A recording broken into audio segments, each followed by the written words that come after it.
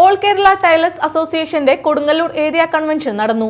Area president P G ശിവദാസന്റെ അധ്യക്ഷതയിൽ ജില്ലാ joint secretary K A Joy ഉദ്ഘാടനം നിർവഹിച്ചു. തയ്യൽ തൊഴിലാളി ക്ഷേമനിധി നിയമം പാസാക്കി 96-ൽ ഏപ്രിൽ മാസത്തിൽ തൃശ്ശൂർ ജില്ലയിലെ കൊടുങ്ങല്ലൂർ വെച്ചാണ് ആദ്യമായി ക്ഷേമനിധി ചേർത്ത് തുടങ്ങിയത്. അത് ചേർന്ന ആരെങ്കിലും ഉണ്ടോ കൂടുതൽ?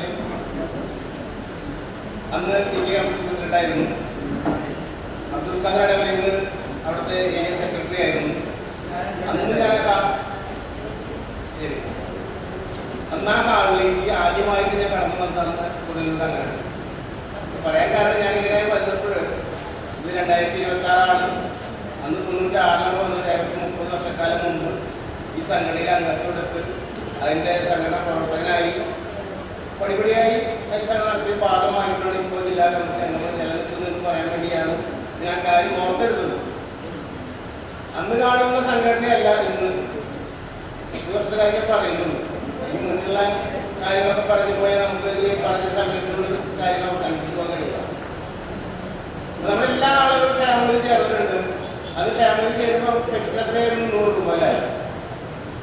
100 രൂപ pension. Area secretary T V Ganesan, Sudha Haridas, Sulekha Salam, Ambika Venugopal എന്നിവർ സംസാരിച്ചു.